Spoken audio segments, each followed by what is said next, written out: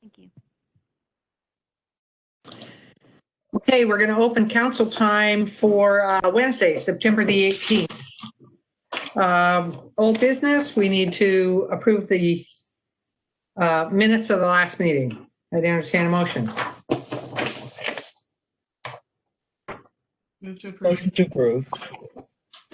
Second.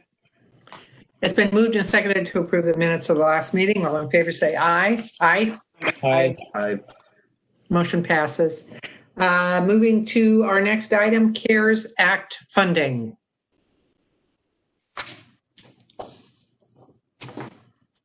So I can start it, but under this one, I sent out an email a couple weeks ago, letting you know that both community services and public health would come up with some ideas or options based on previous council policy conversations with regards to CARES Act funding and future funding. So they have prepared some options for the council to consider. And I know also the auditor's office is on this call as well for conversations. Kathleen, do you want me to start, or do you want the departments to start in? I'm not sure what order you want. Maybe you can start just letting the council know where we're at with funding for both the General CARES Act and public health. And then Lindsay can help facilitate with public health and community services options under that funding. Okay. Very good. Mark Gasaway, County Finance Director, just for the record. Council, as you're aware, we received communication that the county is going to receive additional funding from the state under the CARES Act Title V money. We're receiving approximately $9.8 million, which will be available for general use. And then the Department of Health, the State Department of Health, will be distributing an additional $9.8 million directly to the health department. So the total is close to $20 million. So that's the number that I'm going to talk about. Right now we're in the process of realigning the expected expenditures so that we're able to maximize the benefit of these additional revenues. And as we know, the Department of Health money needs to be spent in the Department of Health. So we'll be utilizing that money there first, which will actually free up some of the initial CARES Act money that we had kind of earmarked or allocated to the health department.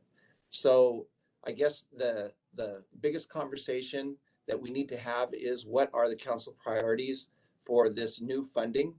And as we realign this, we'll be providing you information of what has been committed, what is available. But right now, I think we should be looking at that $20 million figure.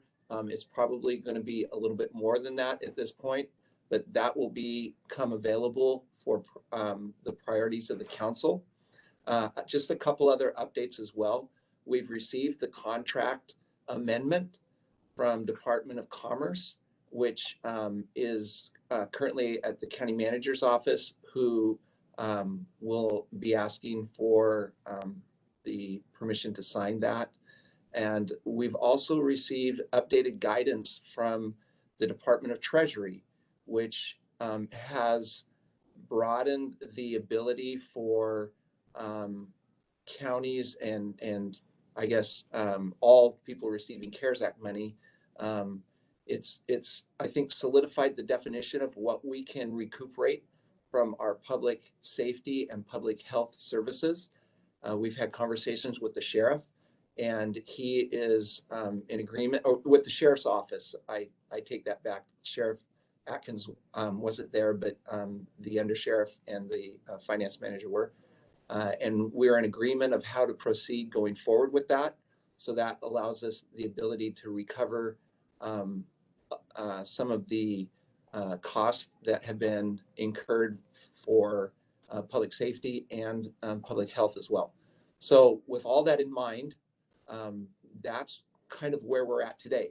So we're again approaching the council with priorities so that we can show you what funding may be available, what funding has been committed. And as you know, my goal out of all of this is to return nothing back to the state.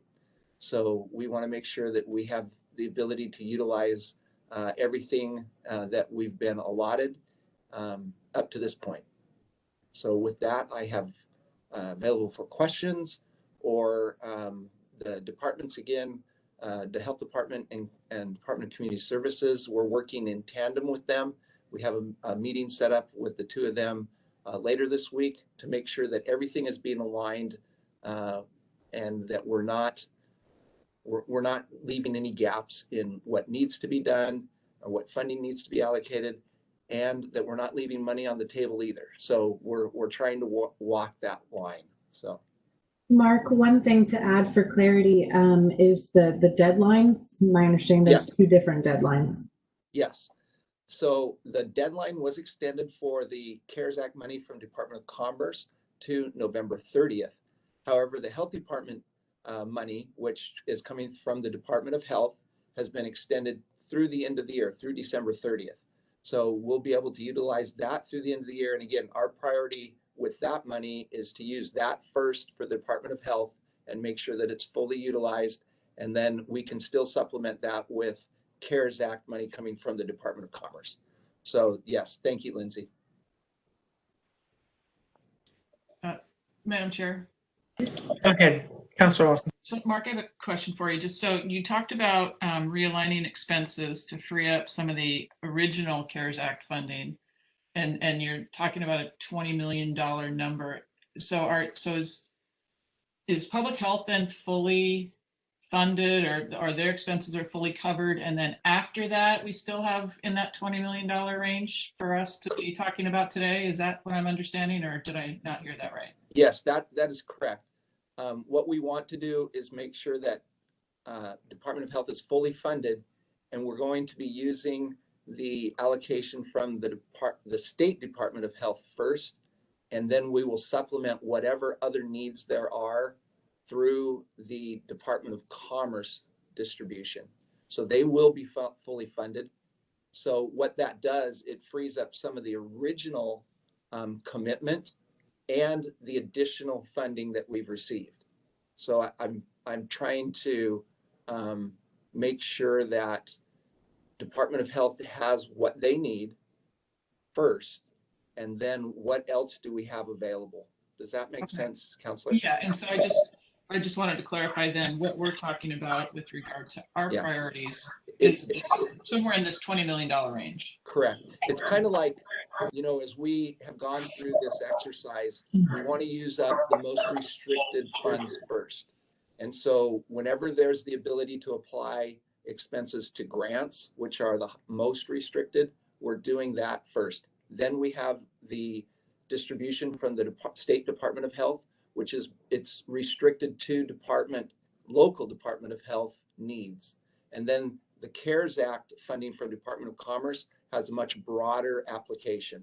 So we want to make sure that we're using the money properly in all cases, right?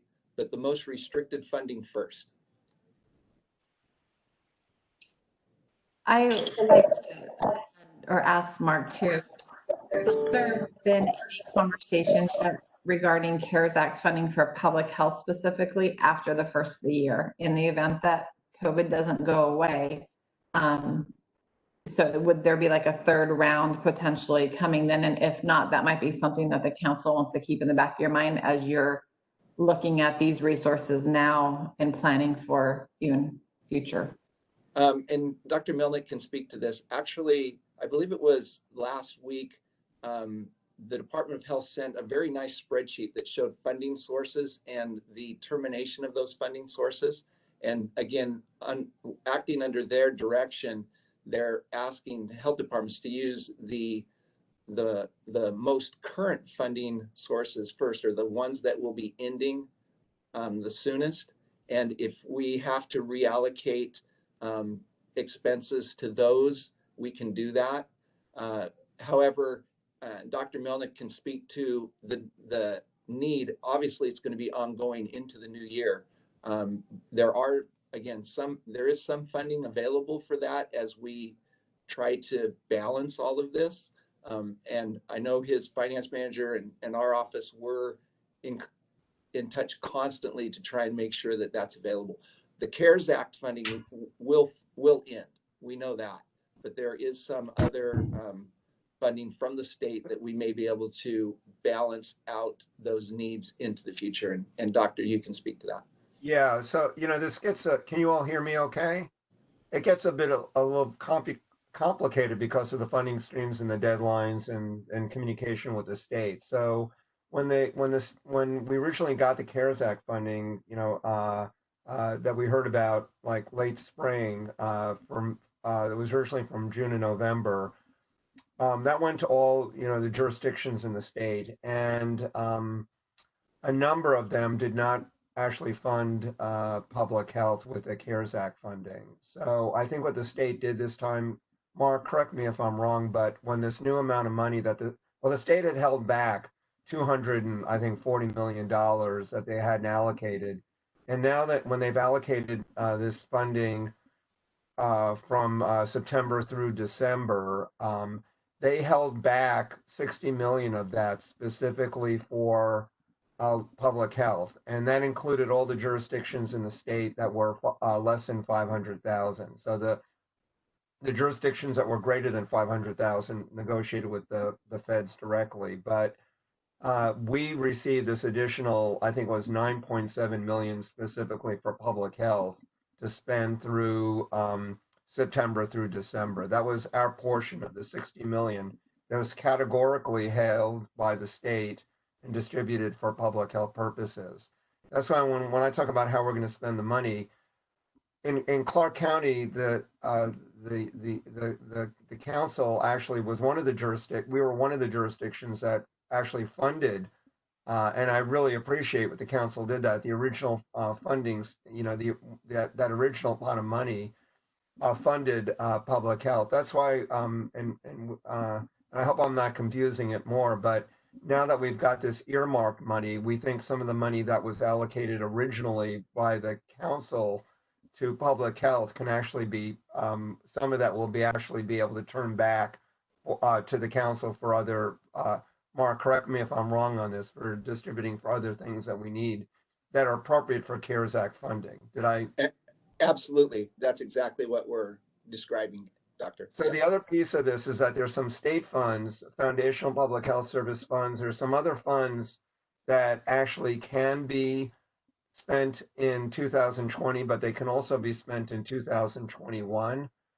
And state funding, so we'd rather hold that back. There's not nearly as much as the funding we're talking about right now, but hold those funds back to spend in the spring, and to spend the CARES Act funding. That has to be spent by December 30th. So we'll, that's where we're allocating. That's how we're using the funding. There's a number of funding streams from the state. It gets a little bit complicated.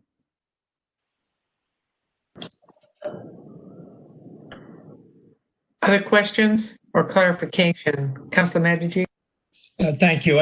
First, I have a question, and then I did want to, if I may, give what I would like to advocate for as far as priorities and increased spending.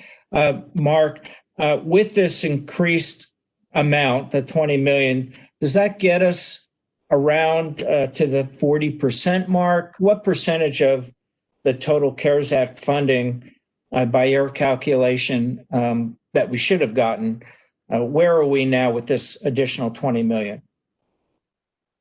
Actually, we're over 50%. We're closer to 52% now. Okay, thank you for that. So I think from my point of view, the health department is the number one funding priority, and I want to ensure that first and foremost, they have what they need. By the same token, I don't want to beat a dead horse, but I'm going to. I think we can do more for testing, and whether that's through contracts, our own creation of providing services. We need to do more for testing, especially for our vulnerable populations. It drives me crazy to read about the Pac-12 and NBA testing their players daily, and we can't protect our senior care homes in the same way. So testing is a priority for me. I think we can do better. We should do better. We should spend more funding there. Tracing and then PPE,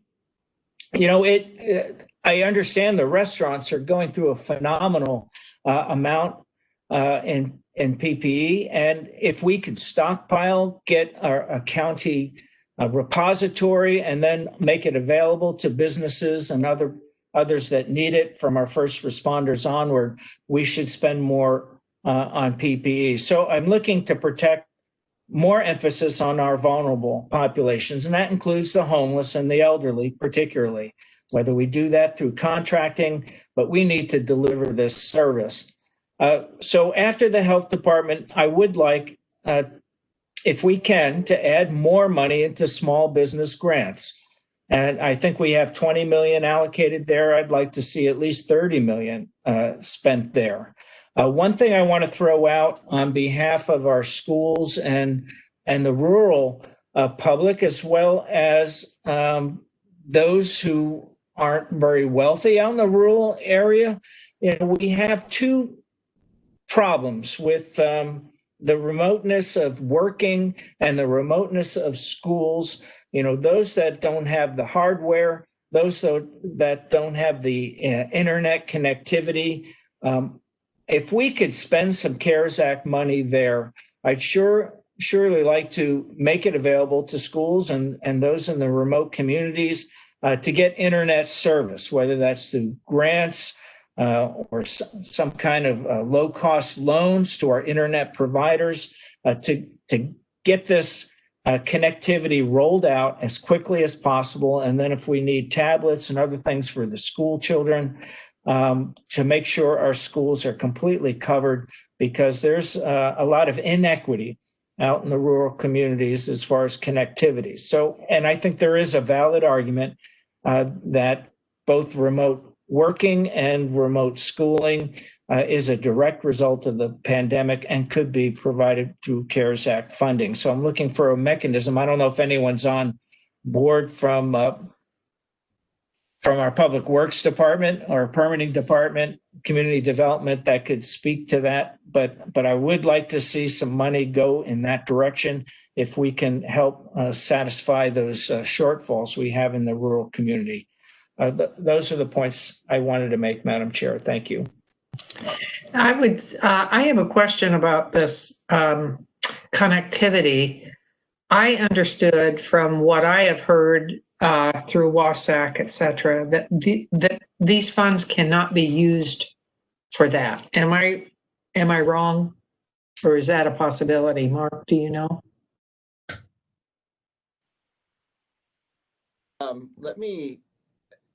It certainly can be used depending on how the application is. And so,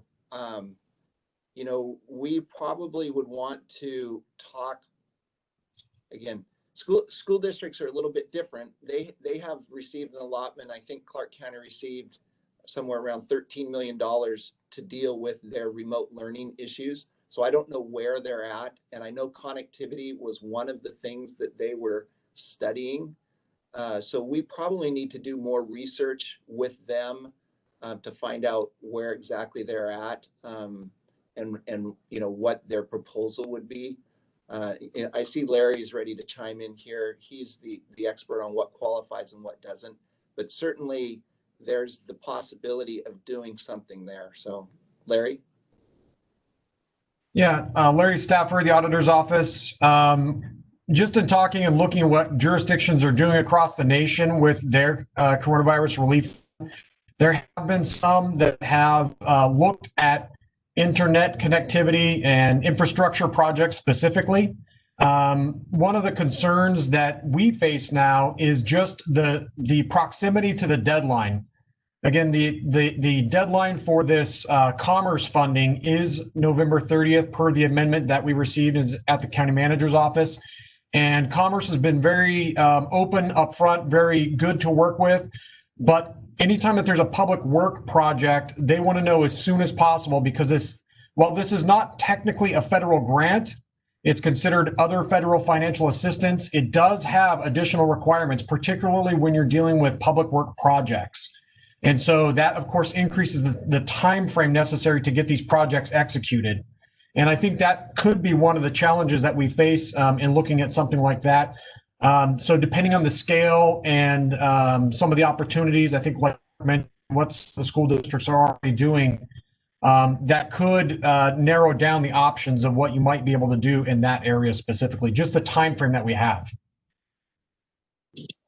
Okay, that helps. I guess I misunderstood, or maybe things have changed, that this whole, like for instance, fiber optic infrastructure in rural communities, from what I understood, was not going to be something that could be funded, but I'm glad to hear that it might be if we could get it in. But as government public works projects go, they're pretty slow moving. So we have to, I think we're past the deadline for that.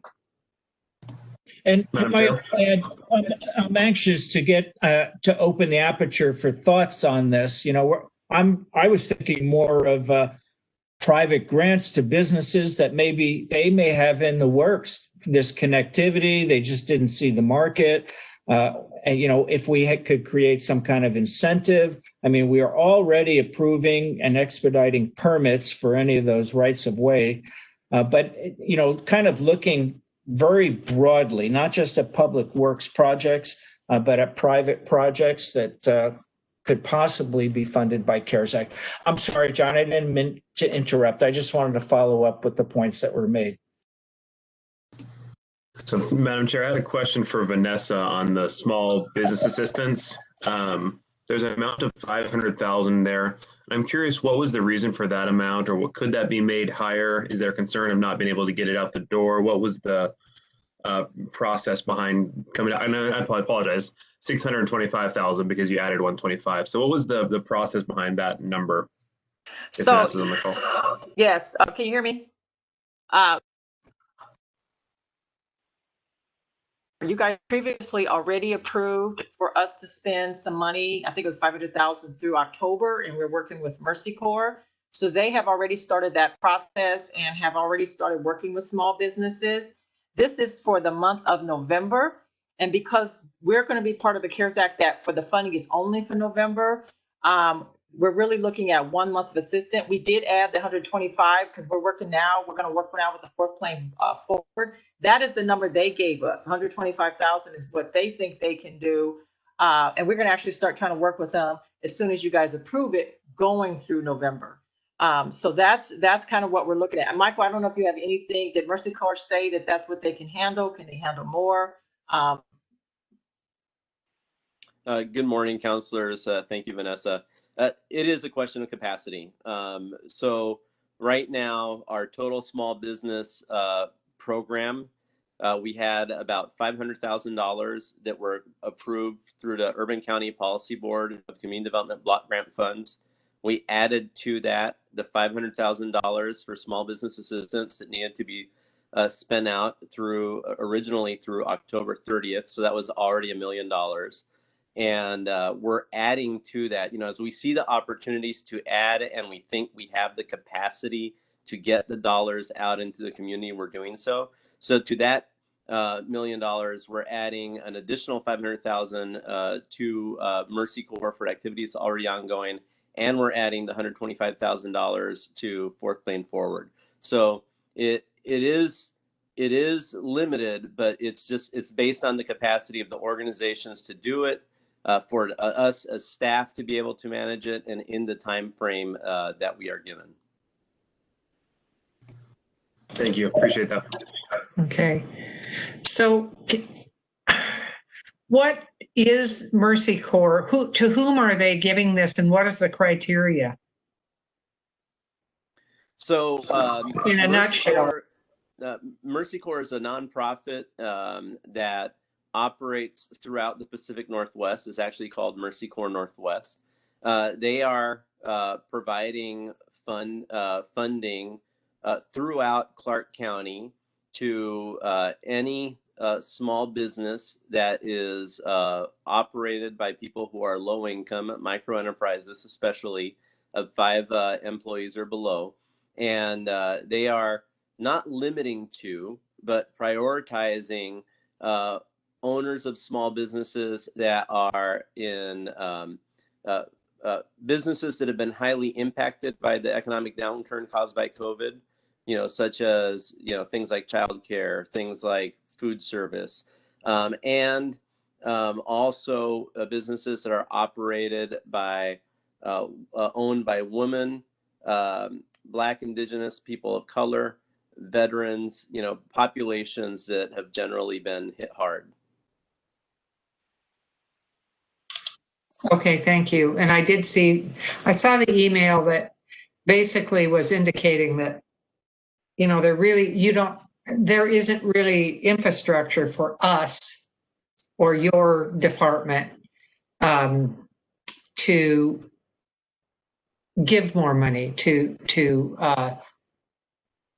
small businesses. And the suggestion was that it go to CREDC or some other entity. Is that correct? Thank you for that question, Chair O'Brien. So again, the Venice Director of Community Services. So the email from Lindsay asked, could we actually do that directly and not necessarily go through a contract with another?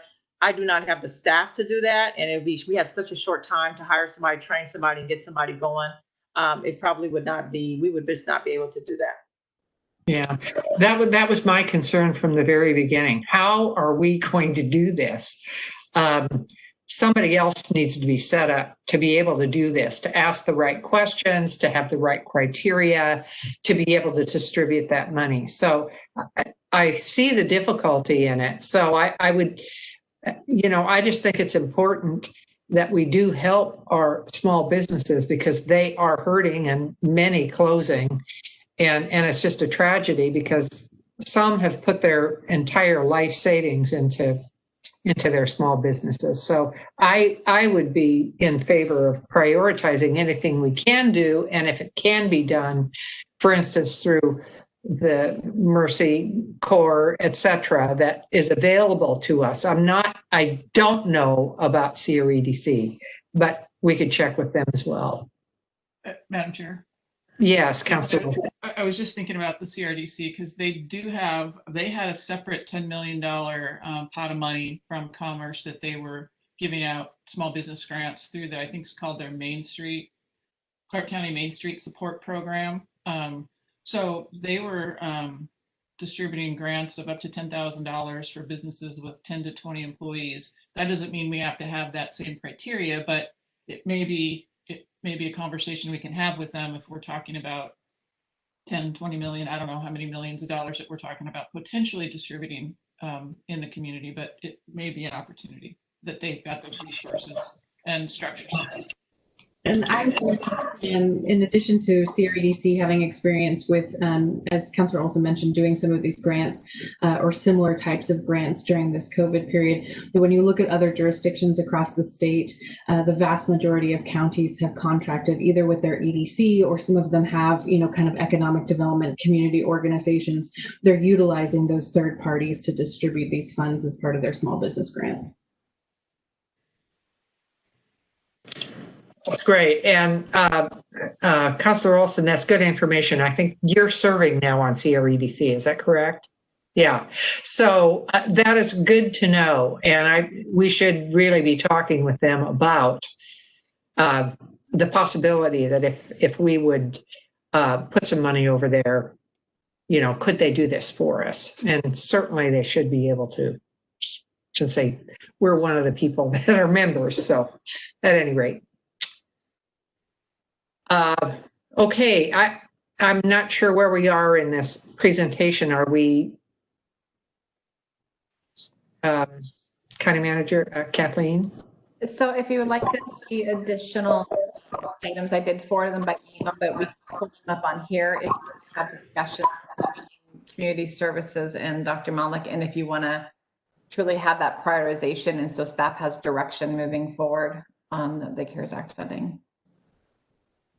So I don't know, Something like Kathleen just said was inaudible to me, and I just want to kind of close the loop. Is Lindsay or Counselor Olson or Vanessa someone going to go directly to CRDC and see what they can do if we were to allocate more money to them? Who would take responsibility for that?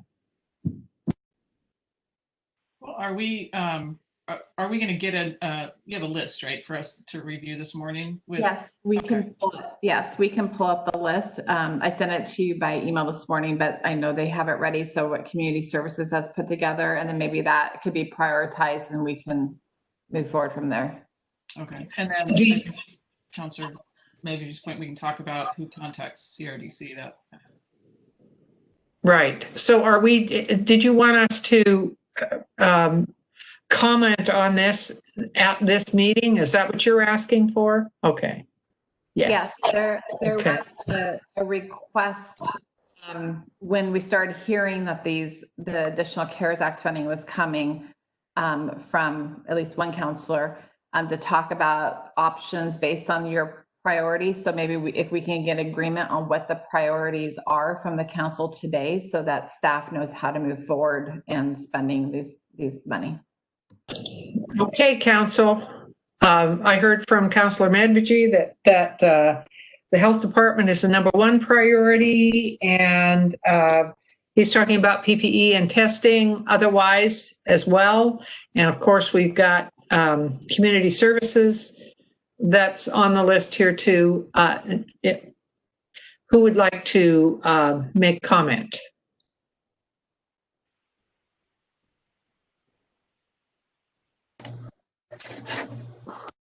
I'm kind of pulling up the list on my computer as well, but I think I understood that public health was covered.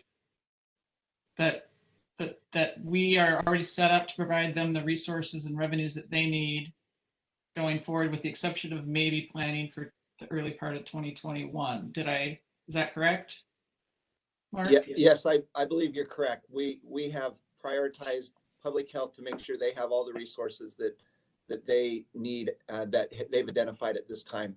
And I don't know of anything in the timeframes we have to work with that we've not covered, so.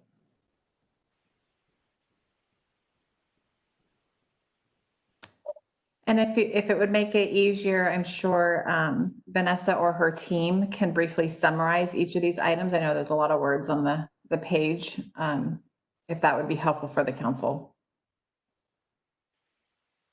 I can just touch on what we have. So there you go. So the quarantine and isolation motel expansion, again, we're good through October. This is for November. It's to just continue with what we've been doing out at that site for the 2 buildings. So public health has made it very clear this is a priority for them. They need it to do their planning. So this is for the month of November. Alan has included this in his plan for December. So just know that we're gonna, for November. The next one we will add, we have the $500,000 for Mercy Corps. We will add the 125 for Fort Plain Forward.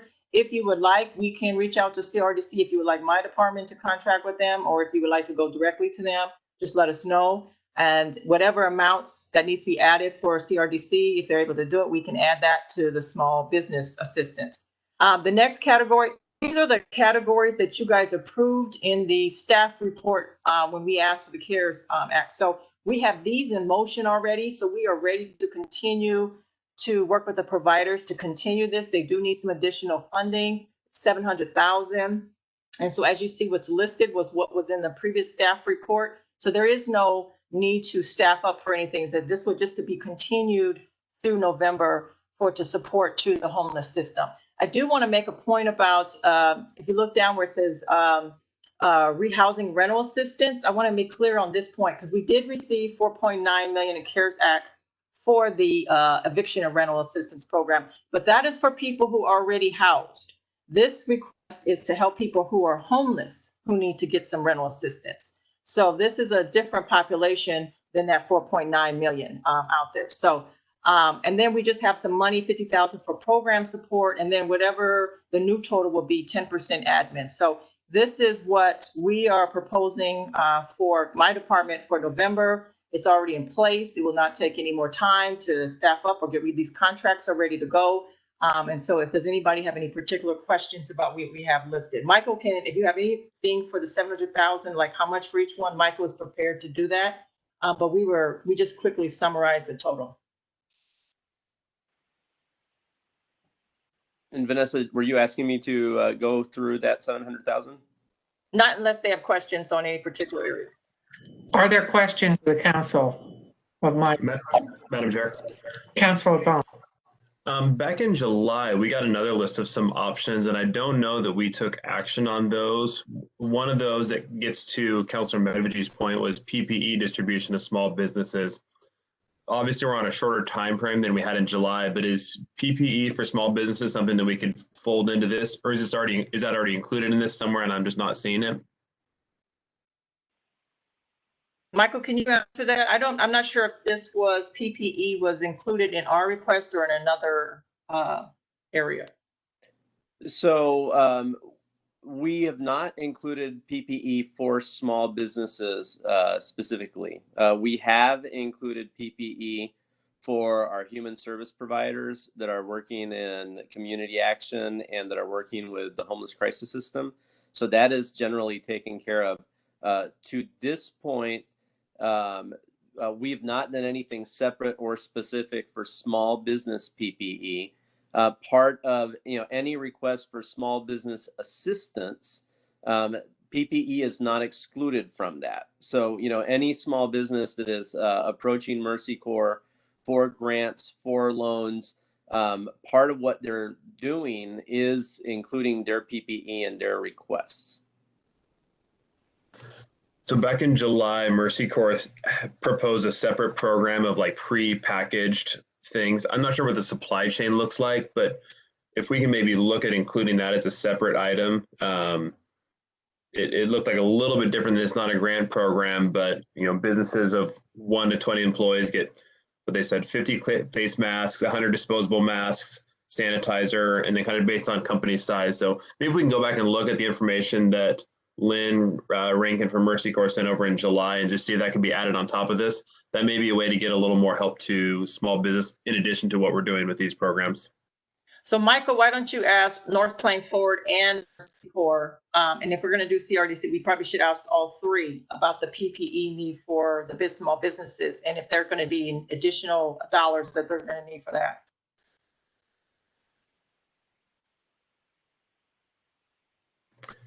Just to clarify, this was not proposing dollars. This was proposing like kits put together. So actually giving them the equipment, not just dollars to buy it. So if we can go and purchase them in bulk and then, or Mercy Corps can go purchase them in bulk and then deliver the actual materials, not just dollars. Yeah, that's what I was thinking about. They can purchase it and have it ready to deliver to the small businesses.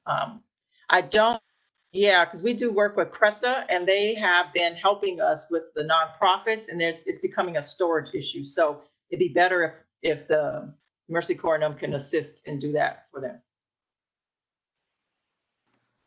Thank you. But we do need to, and these are all great ideas, but we need to expand it beyond that very narrow population that Mercy Corps is serving. So we need to figure that part out for small businesses in general, not just, and it's a great segment that Mercy Corps is serving, but we need to vastly find a partner to expand that program to other businesses that aren't so small. But we can see if CRDC will do that for us. We can check to see if they'll be the entity. We can ask them. Yeah, that would be good because I think if the word got out, it would even be something that these people could pick up if it's a storage issue. We don't want it wasted, so there'd have to be some way to state what it's being used for, what the need is of that particular business. I don't know. Throwing that out, I don't know if that works, but Madam Chair, PPE would never be wasted. I mean, we could always stockpile it. The health department will always need that in their hip pocket for future pandemics and other tragedies that we may have, from smoke to earthquakes. So whatever we don't use, we could stock and store for future use. Yeah, I wasn't meaning it would be wasted for us to get it. What I'm saying is if small businesses that maybe we're going to stockpile it themselves and not use it right now, that would be somewhat of a waste. We need to distribute it to the people that actually really need it right now. And because if it is a storage issue, my goodness, we need to get it out to the people that are, have said that they don't have it. And I'm not quite sure how to do that, but maybe CREDC could help us get the word out to these, whether they're restaurants or whatever type of small business they are, if it's something that they need in order to keep moving along. So, any other thoughts and priorities? Madam Chair, so Vanessa, you're looking at about a little over $2 million here in additional. Yeah, if CDRDC is willing to say they can assist with a broader focus of small business, we will add that into this. And it will be a contract we'll do with CRDC that we can probably get up fairly quickly. We'll ask all three of them, Mercy Corps, Fourth Plain Forward, and CRDC about the PPE, if they will buy the PPE and help distribute it to small businesses. Do they need to have additional dollars to buy it? We will also check on that as well, which means what we're requesting will go up. Right. So I guess if we're talking about $20 million potentially, we've got 2 million here. We don't know what the PPE costs might be, so we'd need to get that number if that's something that we decide to go forward with. And then I guess my thought or question would be around what's that number for additional small business assistance or economic stabilization, whether we go through a combination of Mercy Corps or CRDC or whatever. So if we say to CRDC, you have another $10 million from the county's CARES Act funding for small business assistance, that we put that in here then, correct? We can, if you would like my department to do that, we could put it in our proposal. And I'm not sure, maybe Larry or Mark can answer if they can do it directly to CRDC, but there's some options to consider. Okay, so I guess my question of the council would be, what's that number? Is that 10 million? Is that 15 million? If we've got public health covered, and we'll wait on the PPE number. Are there other? And council members, you mentioned testing. I'm having a hard time getting my arms around that one. But in schools, we know have already gotten their own funding, so I don't know that we need to supplant that. So I guess I'm just curious about where we want to go in terms of business assistance and economic stabilization, and I would like that number to be as high as possible. So a quick clarification for Larry. I know Councilor Olson, you're saying the 20 million. Is that, because I know it's 20 million split in half for the new funding, half it has to be for public health and half is general. So is this redistributing the previous money that's already spent to get up to 20 million? Yes. Okay. That's correct. Yeah, and one clarification there to add on. I noticed Vanessa's paper here includes a 10% admin. The U.S. Treasury guidance recently released at the beginning of September indicated that indirect rates will not be allowable. So there are some payroll related items that we still need to work through with Department of Commerce as well. I just want to make sure the council's aware that there'll be some additional numbers that need to change related to payroll specifically. And the risk to the county is that if particularly departments that are heavily grant funded, like public health and DCS, if they're unable to charge those indirects, then those are really uncovered costs that the county will experience as a result of administering these COVID-related programs. And so that's certainly one area that we get better clarification. Commerce has not provided any response to that updated guidance yet. But there is an area related to payroll costs specifically that the county will still need to address at some point to make sure that we're covering those expenses as well. And also, Council, one of the things that the Department of Treasury guidance did clarify is the ability to recover public safety and public health payroll. So we have not submitted any of those costs yet to Department of Commerce. We've tried to estimate what we thought those would be. However, to the extent of any funding we have available, we believe we can cover the balance with those costs for public safety payroll and public health payroll.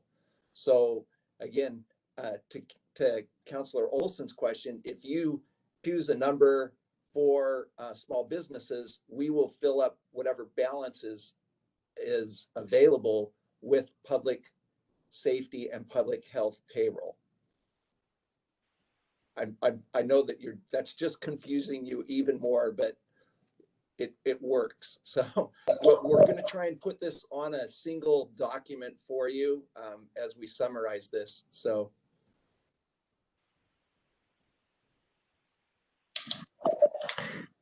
Councilor Olson, does that answer your question? Yeah, I think so. And I guess kind of back Okay. to my point, I would like to see us consider, again, assuming that we've got, the vulnerable population covered. I think Vanessa's given us what she's asking for, that, I'd like to see 10 or $15 million of this into our community to help these businesses. That's what I was thinking, at a minimum of 7 million. So, I agree that our businesses are hurting. We need to keep our economy healthy too. So I would be in favor of that as well. If other councilors will chime in, that we could go forward with that kind of thing.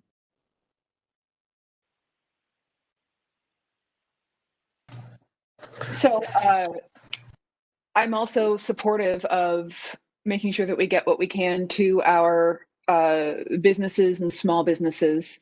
I think that we have a little bit of a probable bottleneck problem with capacity.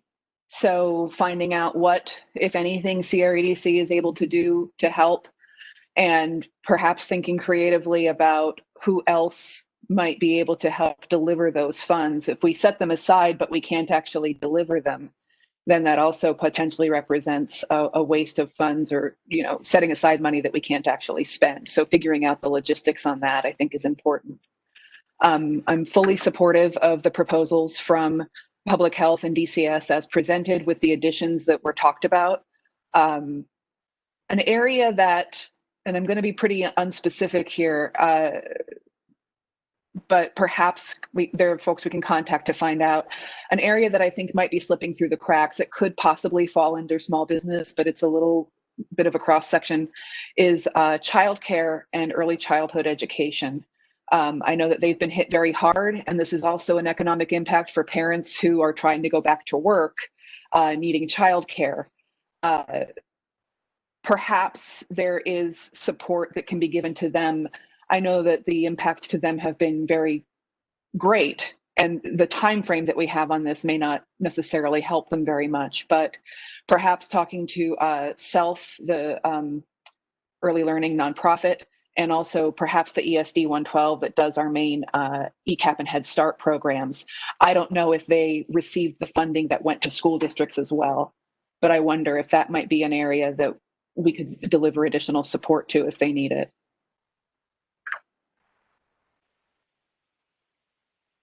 So, Councilor Lentz, let me just address that. So there was some money specifically for childcare. I know the Department of Commerce gives itself, and there's a partnership that they have with ESD 112, Vancouver Public Schools, and I believe Public Health may be involved in that too. We are asking that they, Foundation is looking at using some of their money to possibly assist with them, but they want to expand it beyond just them to include Innovative Services Northwest and EOCF.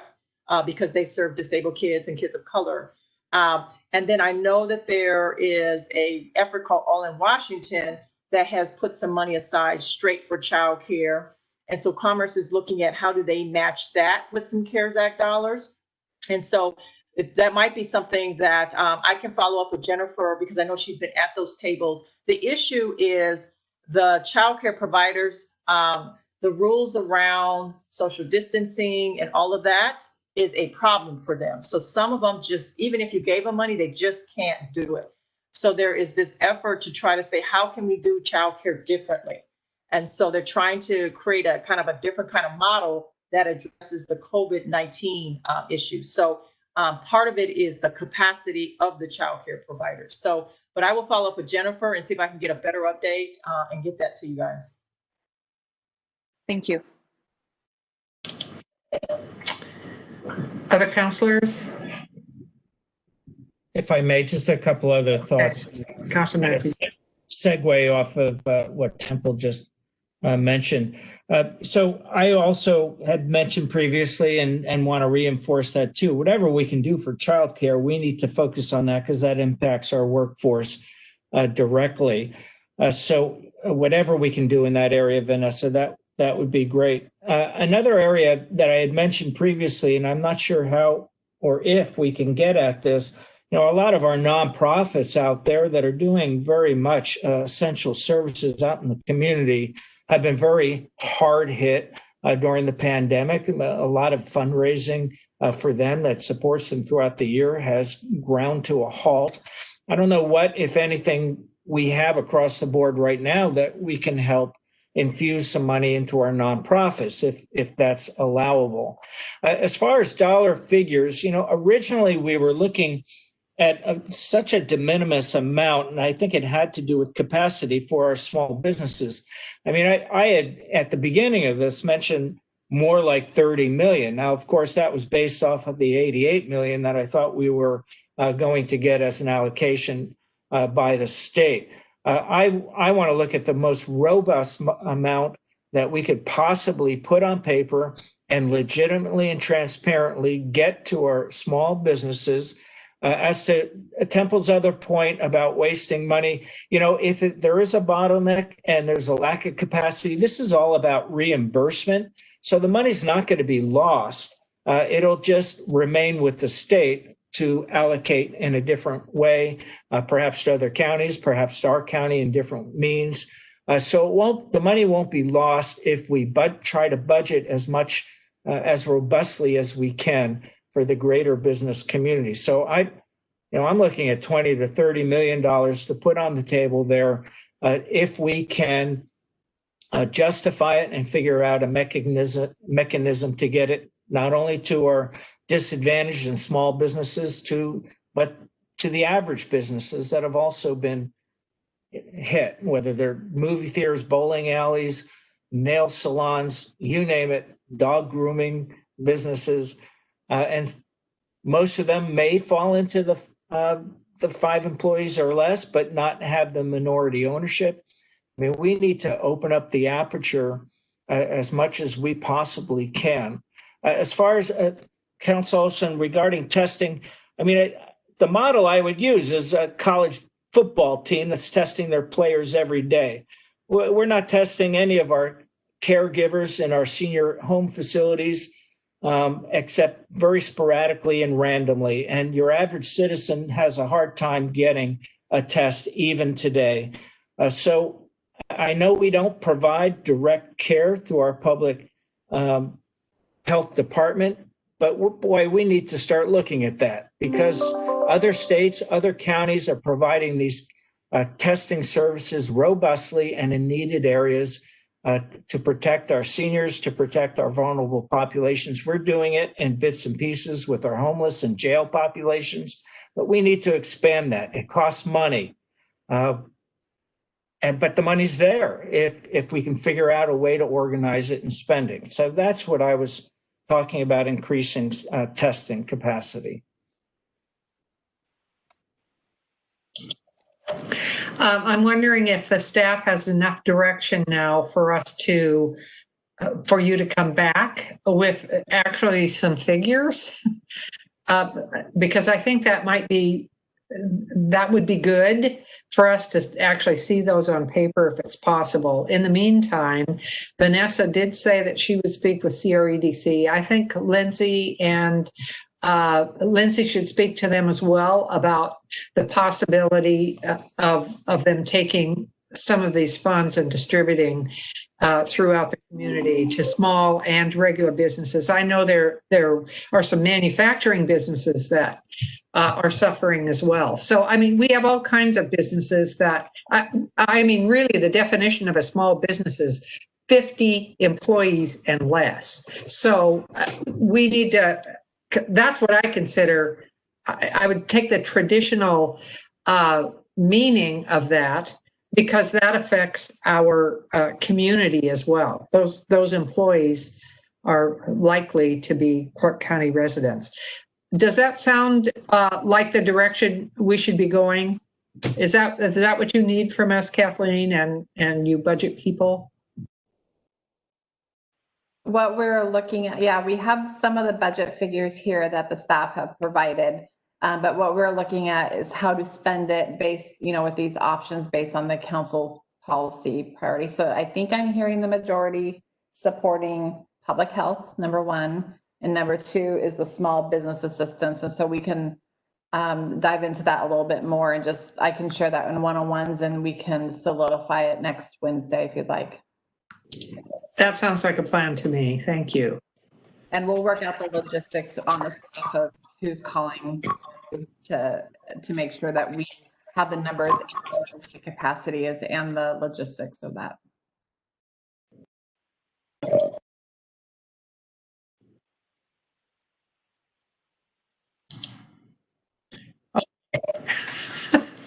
Somebody's muting and unmuting me. Anyway, we're playing tag with my mute. Anyway, okay, I think that covers this particular section. There's nothing under the new business category. Is that true? Okay. Councilor reports? Nothing there. Work session requests. Actually, Madam Chair, I was just looking to grab my notes on the. Okay, quickly. Okay, well, I'm not going to do this quickly. Are you going to really rush me? No, take your time. Thank you. So this is for staff. There was an issue at Heritage Park out at Lacamas Lake, and I heard from the city council, at least one of the members, that they brought it up, and they have determined that it does not fall within Camas city jurisdiction. So the ball is back in our court as far as the parking and dangerous parking situation at Heritage Park. The equestrian code, I'm not sure where we sit on that or if we're enforcement. I brought it up in one-on-ones, but I've gotten new information, and I'm just hopeful that we can talk about this publicly, because some of what I'm hearing as far as code enforcement is not very persuasive as far as moving forward. And we did all just receive a letter, I think, from the lawyer for one of those horse owners. And it speaks to a number of issues, one of which is they no longer own the property. So I'm not even sure code enforcement's targeting the wrong owner. But are we going to talk about that either publicly or privately? I think what I mentioned in the one-on-one is we're gathering all the information, and I will bring it back to the council. But right now we are, the council already provided direction with regards to enforcement on the individuals who are going to hearings. And with this new information, I do have a conversation with the department head to discuss it and to get more information for the council. There's always multiple sides of these stories, and we certainly want to get facts before we talk about this publicly. Okay, thank you. Thank you, Madam Chair. Okay. Other councilors? Anything else? Okay, work session requests, are there any? No, okay. And Lindsay, you sent us some policy issue chart. Is Lindsay with us? I am. I'm here. Okay. And I actually have a few things to do today, but I will Okay. go through as rapidly as I can. One quick update from our federal partners. Just wanted to let you know that they have actually been really helpful in the last few months on a number of things. Senator Murray's office has been really good in terms of communicating with the governor's office regarding our letters for the CARES Act funding. And then recently I did hear from Senator Cantwell's office. They reached out regarding the wildfires to see if there was any assistance that they could provide. So I spoke to Kathleen and Mike Lewis and was able to get them some information on what's going on at the fairgrounds. It's a long shot to see if there'll be any financial assistance that comes in from the feds, but I at least want to let you know that they reached out, and I certainly appreciate them doing so. The next thing, in follow-up to the conversations that we had, that the council had this morning during the budget work session, and I think Councilor Blum brought up the point that one of the first questions asked is, what does the council do in terms of taking the resources that we have, the avenues, the tools. And want to let you know, today the House Local Government Committee is actually meeting this afternoon, and one of their primary topics of discussion is local government resources. This topic is in particularly as to GMA and planning costs. But as Councilor Blum said, this is definitely he's correct that this is a continuing discussion amongst our legislators. And to that end, next week, Josh will be here to sort of finalize our legislative priorities. And one of the topics of conversation that has been coming up amongst local governments is the 1% cap, and whether or not, given circumstances, that there is the political will to address the 1% cap. And one of the things that has come up is whether or not there should be councilmanic authority to go above the 1%. And we're not talking bank capacity, but to go above the 1%. And even in the context of something like sales tax leakage. So if the state not providing necessarily the actual dollar assistance, but telling the local governments, okay, well, we'll give you the authority to go above and beyond the 1% in order to recoup those funds. So I just throw that out there as a conversation, as something to be aware of, to start thinking about how we might feel about something like that. The other thing is that there's almost certainly going to be a wildfire package. It's one of the few reasons that there's bipartisan support historically in Olympia to dip into the budget stabilization account, the state's rainy day fund. And so I'll continue to be in touch with Josh and Kathleen. Hopefully we get rain and we don't incur significant wildfire expenses, for all involved. But that's something that we can keep track of, and I will put on the list for next week as a consideration for the council to add to our priorities. The other thing I wanted to mention today, Matt Ransom had sent out the email about the Clark County Transportation Alliance, and I wanted to check in with the council. The priorities that are on there from 2020 include generally the I-976 response, the I-5 bridge, and then a couple of projects within the 179th Street corridor. And Matt is asking all of the jurisdictions to kind of affirm that and see if that's something where you're still comfortable with those priorities being listed as part of the Clark County Transportation Alliance as they prepare their 2021 statement. Is there any concerns about that? Any thoughts that you'd like me to convey to Matt? And Madam Chair, I had one, and I agree with all the priorities, but the first one, I think it's overly politicized to actually list the proposition. I mean, that was the will of the people. And, we want to preserve our construction projects that are in the works, and that's what it should be left at. But it specifically mentioning the response to I-976, I think that's somewhat insulting to all the people in the state that voted for it. So I would like to just delete the reference to the proposition and leave maintaining our construction in place as a priority. The other two are fine. I would second that. I do not agree that I-96 should be top priority and agree completely with what Councilor Medvigi said. It is an insult to the voters that voted for it, and Clark County pretty heartily voted for it. So I think that that needs to be stated. I have a different opinion on that. The way that it's framed, it's not asking the legislature to overturn I-976 or not follow through on it, but asking as the state determines its response, because there must be a response to it, that they try to do as little harm to local government revenues and projects as possible. I think that's a very reasonable thing for a local government to ask.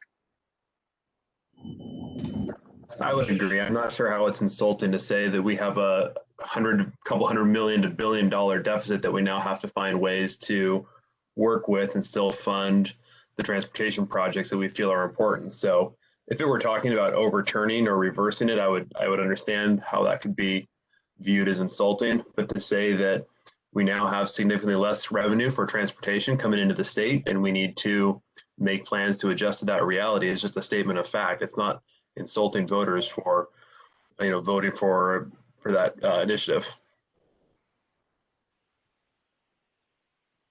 And I would concur. I think we have to advocate to maintain services here locally, and yeah, we're not advocating to overturn it. We're just advocating to make sure that local governments are taken into account. So.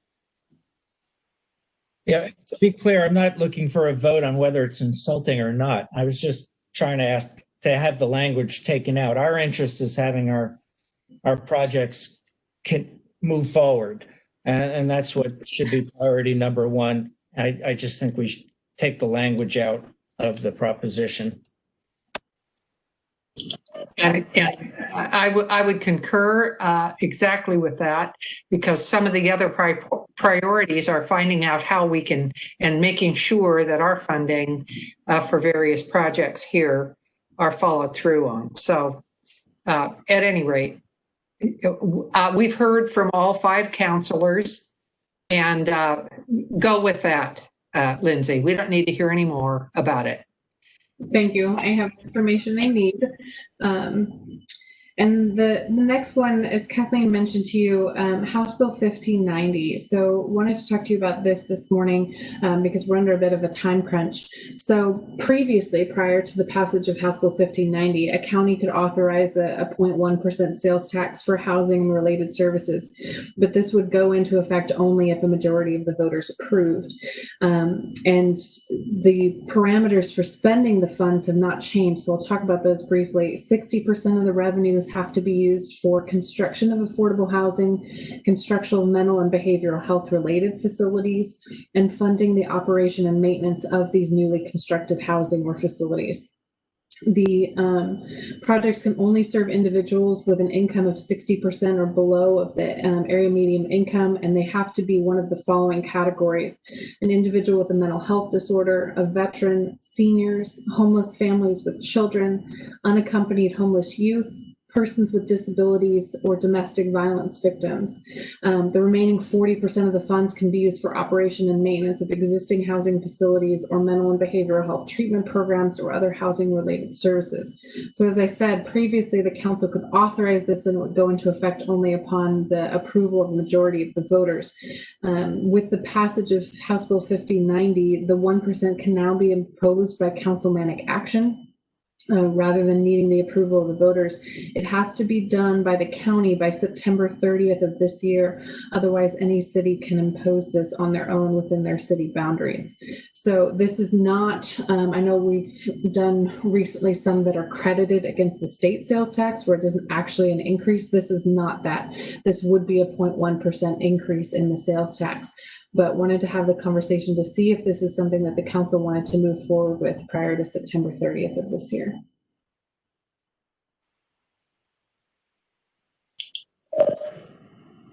I'll open it up.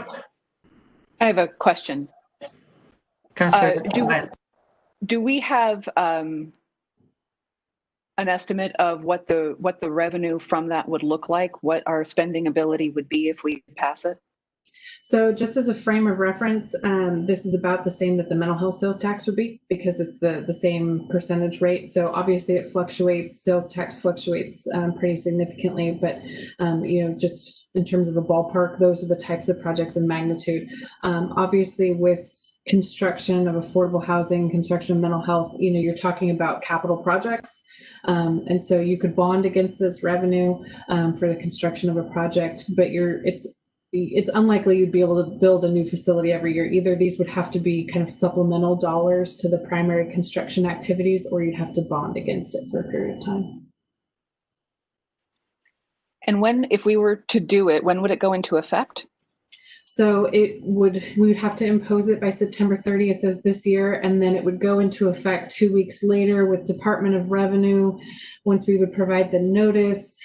So probably collections would start November 1st. Thank you. Mm-hmm. Thank you. So Lindsay, so I understand also, and maybe you said this, so I apologize, that if we don't do it, then it falls to the city of Vancouver to do it if they choose to. So they still have the ability if we choose not to do it. Correct. Any of the cities within the county could do it, but yes, you're right. The city of Vancouver would probably be the most likely. And that they're preparing to wait for us to see if we do it or not. And if we don't, then they'll go ahead and probably take action. That's my understanding. Yes. And they cannot do it. Other cities cannot take this if we take it. Correct. So if the county takes it, then the city cannot. The county would get the majority of the revenue within the county. And the cities can't use any portion of that? Correct.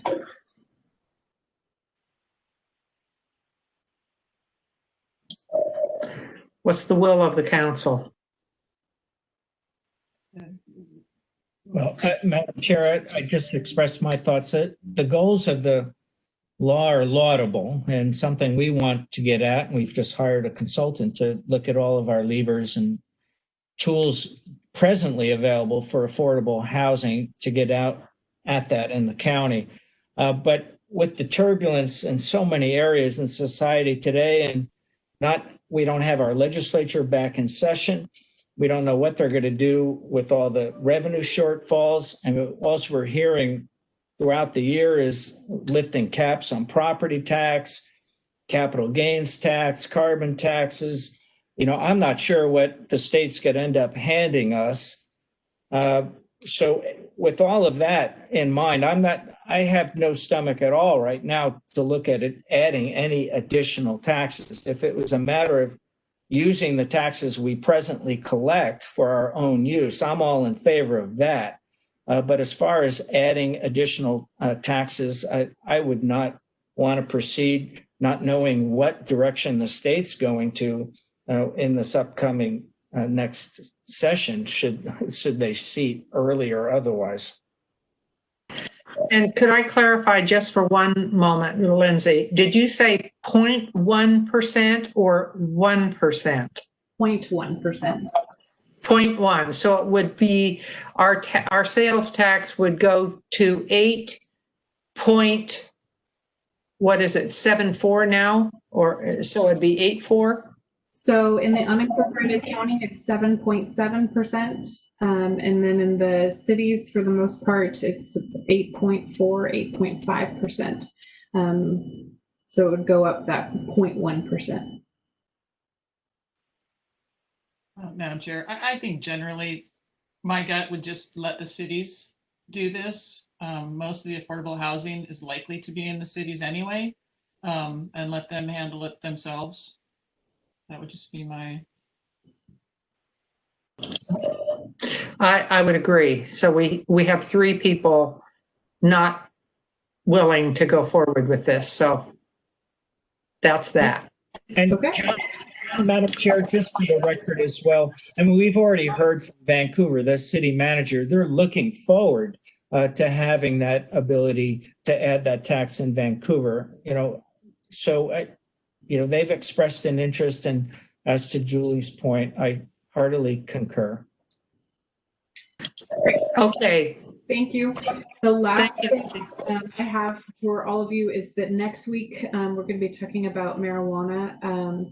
So the interim ordinance that passed in early May, we need to address by November 6th of this or November 6th in order to have it not, the interim ordinance not expire. And so next week I'll be bringing the draft language regarding the substance abuse or substance use disorder treatment facilities and the map of the affected marijuana establishments. So I'll bring that, I'll send that out to you on Monday and we'll talk about it in council time next week. And sorry, Lindsay, that map will also kind of include all the zoning around the zoning areas around 500 feet of substance abuse treatment disorder facilities. We'll identify those and we'll have the zoning information available. Yes, so of the marijuana establishments in the unincorporated county, which ones would be affected by the location of the 500 feet of the substance abuse treatment facilities? Well, I don't think we need to worry about the existing facilities. It's just if for some reason there are new licenses granted or a license that's not been where we don't have an established facility, it's future facilities, I think, that are the question, not the existing ones. Yes, so you'll have a map of all of the substance abuse or substance use disorder treatment facilities in the unincorporated county. Yeah. Okay. Thank you. Thank you. That's all I have. Thank you, Lindsay. I think Kathleen has one more thing for us. Yeah, this is just, I need the approval from the council to sign the amendment to the contract with Department of Commerce so we can actually start receiving the additional CARES Act funding. The first time that was just for the one contract, so this is an. So you need a motion for that? Please. I'd entertain a motion. Move to delegate authority to sign the CARES Act funding with Commerce to the county manager. I'll second it. It's been moved and seconded to give this authority to the county manager to sign this document. All in favor, say aye. Aye. Aye. Motion passes. Thank you. Thank you. Okay, we are going to sign out now from the council. Do any of these executive sessions, will they require action afterward? Do you know? No action. Okay, we'll go then into executive session. One pending litigation for 30 minutes, one potential litigation for 20 minutes. And we will adjourn the council time for now and head into our executive session. So we'll leave this meeting and sign into our next meeting. Thank you all.